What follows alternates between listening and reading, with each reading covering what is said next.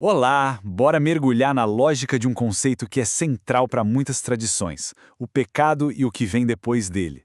O que a gente vai fazer hoje é seguir passo a passo o raciocínio de um texto que constrói um argumento bem estruturado, começando pela raiz do problema até chegar na solução.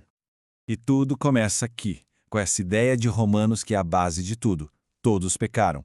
O texto usa essa afirmação como ponto de partida para todo o resto. Basicamente, define o pecado como uma condição que atinge todo mundo e que causa uma separação. É a partir daqui que a história toda se desenrola. Tá, mas o que significa essa tal separação na prática? O texto descreve isso como uma barreira espiritual. Pensa nisso como um muro mesmo, uma quebra de princípios. Vamos entender primeiro como essa barreira foi construída. E aqui a gente chega num ponto que é crucial. O texto não fala de pecado como um simples erro, um acidente de percurso. A definição é muito mais forte. É uma rebelião deliberada, ou seja, uma escolha consciente. Essa distinção é fundamental, porque dá um peso completamente diferente para a condição humana. E qual o resultado dessa rebelião? É imediato: a criação dessa tal barreira espiritual. A fonte até usa uma passagem de Isaías para reforçar essa imagem, sabe? A de uma divisão, uma separação que interrompe aquela conexão que existia originalmente com Deus. Ok, então essa barreira existe. Mas quais são os efeitos práticos disso? O texto descreve um verdadeiro efeito dominó, que se desdobra em 3 consequências bem diretas e que vão ficando cada vez mais sérias. A progressão aqui é bem clara. Primeiro, a perda da comunhão, ou seja, o rompimento do relacionamento. Isso leva a um segundo estágio, um estado de morte espiritual. E por fim, tudo isso culmina na morte eterna. São como 3 níveis que aprofundam cada vez mais aquela separação do começo. Mas o que seria exatamente essa morte espiritual? É um paradoxo bem interessante.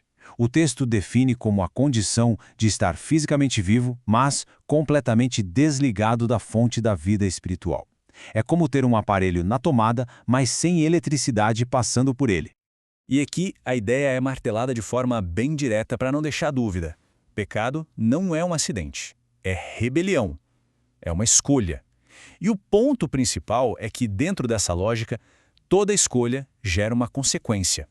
Simples assim, não tem como escapar.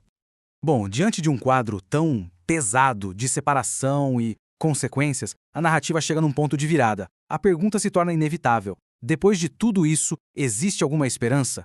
É exatamente aqui que a história muda do problema para a solução. E a resposta para essa pergunta é um grande sim. Essa resposta nos leva direto para o coração da solução que o texto propõe: a restauração, a possibilidade de consertar aquilo que foi quebrado. Essa solução gira em torno de uma figura central, Jesus, que aqui é descrito como o último Adão. A ideia é criar um paralelo direto, sabe? Se o primeiro Adão foi quem perdeu a conexão, a missão do último Adão seria justamente restaurá-la, revertendo o dano original. Mas como exatamente essa restauração acontece? O texto não aponta para um argumento filosófico, mas para um evento, um momento super simbólico e poderoso que, segundo essa narrativa, literalmente rasgou a barreira e reabriu o acesso de uma vez por todas. Para entender isso, a gente precisa olhar para um objeto físico, o véu do templo. É preciso pensar nele como a manifestação física daquela barreira espiritual. Era uma cortina imensa, super espessa, que separava a humanidade da presença sagrada de Deus. E aí, o texto aponta para esse momento dramático. No instante da morte de Jesus na cruz, aquele véu, aquela barreira física e simbólica, se rasgou. E não foi de qualquer jeito, foi de cima a baixo. O significado desse evento é tudo. O rasgar do véu simboliza a demolição completa da barreira espiritual. O acesso que antes era bloqueado, agora, segundo o texto, foi reaberto. É a imagem física de uma transformação espiritual gigantesca. Se o acesso foi reaberto, a grande questão passa a ser: e agora? A partir daqui, o foco muda da grande história para a aplicação pessoal. O texto chama isso de um chamado ao recomeço. A lógica aqui é apresentada num contraste bem direto, quase uma escolha entre 2 caminhos. De um lado, o pecado, que prende, condena e afasta. Do outro, a ação de Jesus, que faz o exato oposto, liberta, absolve e aproxima. É uma oposição fundamental. Então, como é que se acessa essa libertação? O texto deixa claro que não é algo automático.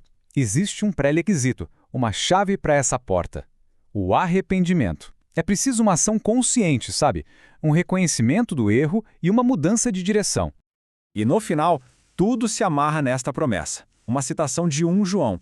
Ela funciona como a conclusão de todo o argumento. A confissão é o ato que, segundo o texto, ativa o perdão. É a síntese de todo esse caminho que a gente percorreu. E isso nos leva à reflexão final que fica no ar. Se a rebelião é o que cria a barreira e o arrependimento é o que abre o caminho, qual é o verdadeiro poder do ato de confessar dentro desse processo todo de purificação? É a pergunta que fica no centro de toda essa lógica.